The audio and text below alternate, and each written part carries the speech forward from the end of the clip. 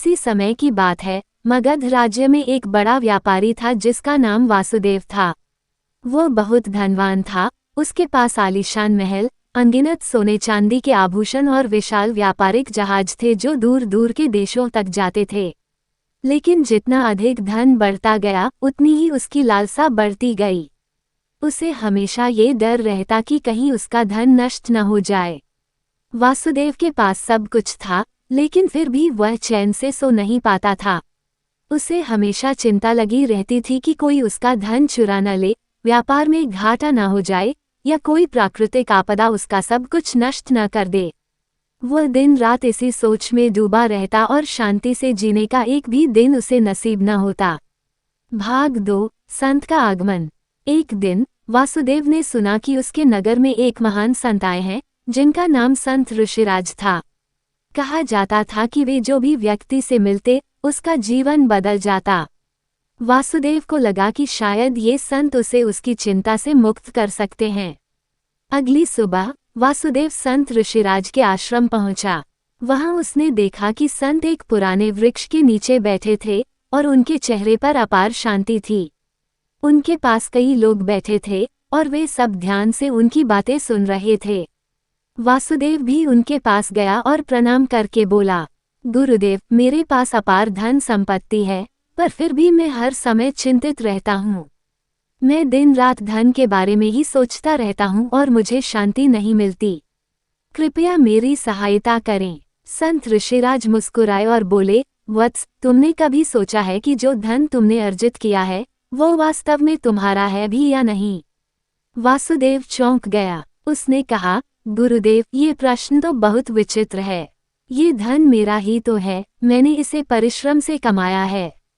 संत बोले, अगर यह धन तुम्हारा होता तो ये तुम्हें सुख देता, लेकिन देखो, ये तुम्हें चिंता और भय दे रहा है।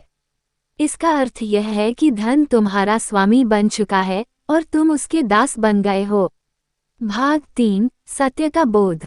वासुदेव को संत की बातें अजीब लगी, लेकिन उसने सोचा कि शायद इसमें कोई गहरा अर्थ छुपा है।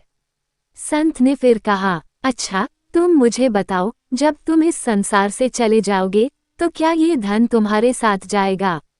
वासुदेव ने सिर झुका लिया। संत बोले, फिर यह धन तुम्हारा कैसे हुआ?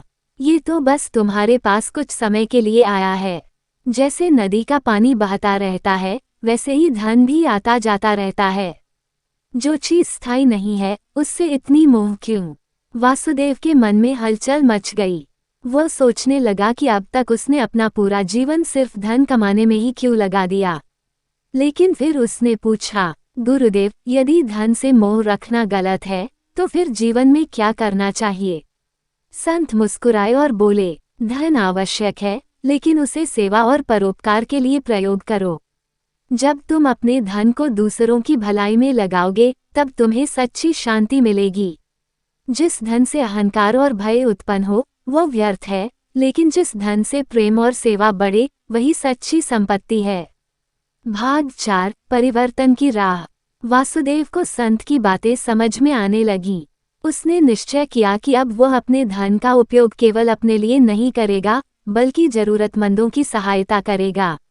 उसने कई अनाथालय और धर्मशालाएं बनवाईं, निर्धनों के लिए भोजन की व्यवस्था की और व्यापार में ईमानदारी को अपना मूल मंत्र बनाया।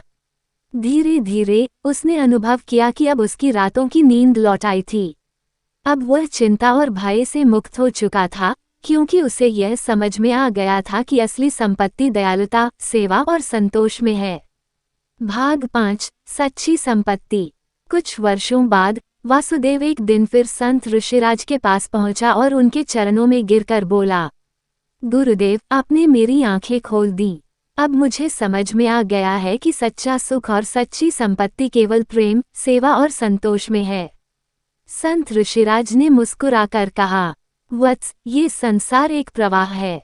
जो इसे स्वामित्व का विषय बना लेता है वह दुखी रहता है, लेकिन जो इसे सेवा का माध्यम मानता है वही मुक्त हो जाता है। वासुदेव ने संत की बातें आत्मसात कर ली और शेष जीवन सच्चे आनंद और शांति के साथ व्यतीत किया। सीख, धन आवश्यक है, लेकिन उससे मोह करना दुख का कारण बनता है। सच्चा सुख सेवा और परोपकार में है। जो चीज स्थायी नहीं है, उससे अधिक आसक्ति नहीं रखनी चाहिए। संतोष ही सबसे बड़ी संपत्ति है।